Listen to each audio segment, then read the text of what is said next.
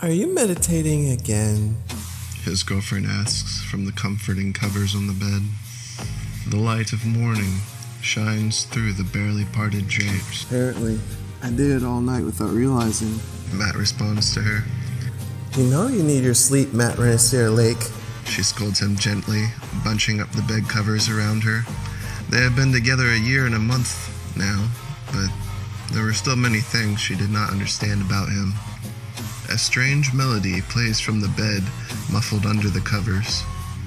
Matt's girlfriend unburies the phone from where it resounds until she answers it, upping the pitch in her tone as she does so. This is Kim. Whom do I have the pleasure of speaking to? A voice responds and she giggles, telling Matt, It's your boyfriend. but the boyfriend is 3 times its normal length in a teasing tone. Matt rolls his eyes. Even though Rhys was interested in men, Matt himself did not fall into Rhys's beauty requirements, as he was extremely superficial. Although that wasn't even the worst of Rhys' characteristics, he still was Matt's best friend. Matt sighs and asks Kim what Rhys wants. He wants you to meet him at the park. She informs him. Which park? Matt asks her. She shrugs. He hung up after that, just said the park. Matt gets his phone and texts Rhys, getting his clothes together while waiting for a response.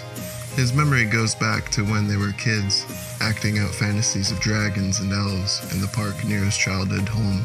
That's probably the park you meant. Matt says to himself, smiling. They hadn't seen each other as much since both had started college. What, sweetie? Kim's voice breaks into his thought process. Oh, talking to myself, dear. He says to her, smiling. Well, since you were so nice to cook last night, I was going to start supper and let you finish when you get back. She says, winking at him. I see what you're doing. He says, smiling. And it's working, sweetheart. I'll message you when I'm on the way back. He kisses her on the forehead and walks down the dark hallway to the door. Heaven's rays of sunlight shine through the multicolored glass door into the unlit hallway, showing the swirl of air in their light. He stops walking for a moment, noticing how truly happy he was feeling, and the beauty in everything around him. He reaches out his hand towards the cool glass door handle in front of him. Electricity arcs out from the handle and shocks his fingertips. Matt stops moving, blinking rapidly, mind ablaze. Glass is not a conductor. How is that even possible? He says, aloud, frowning, looking from his hand to the handle. He reaches towards it again and nothing happens. Opening the door, he questions if he had just imagined it. Getting in his car, he tries not to question if his magic is working. Upon reaching the park, it is sunset. The strange colors in the sky and lower lighting greet his eyes as he steps out of the car, hand on the door, as if for a moment he doesn't want to let go.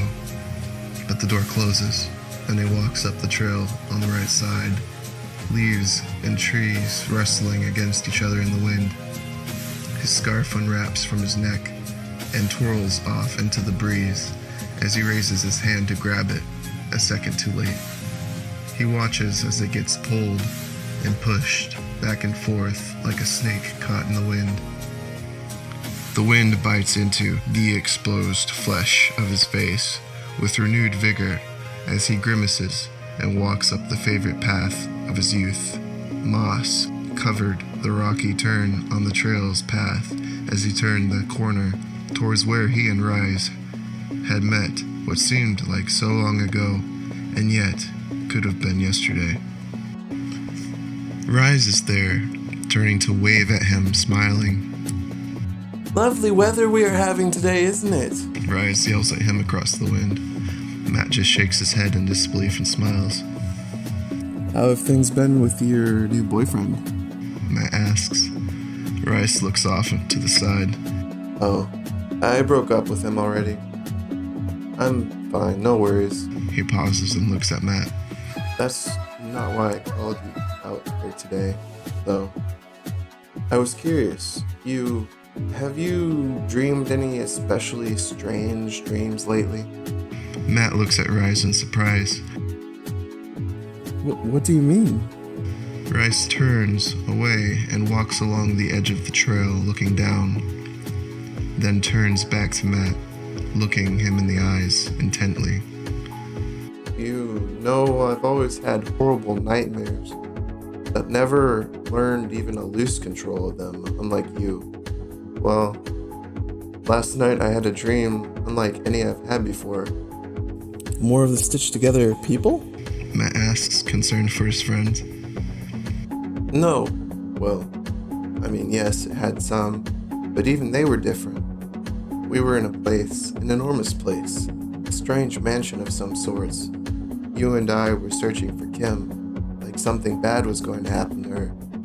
Rhys tears up and stops speaking, looking away. Matt walks up to him. Well, I haven't had any strange dreams for once, so believe me, it will all be okay. He says to Rhys, reassuring him. Rhys looks back at him, smiling. Thanks, man. You're right. I was just being silly. Matt shakes his head side to side. It's completely fine. I'm here if you need me. Rhys nods and hugs him. They wave goodbye, exchanging smiles and nods, going down opposite trails.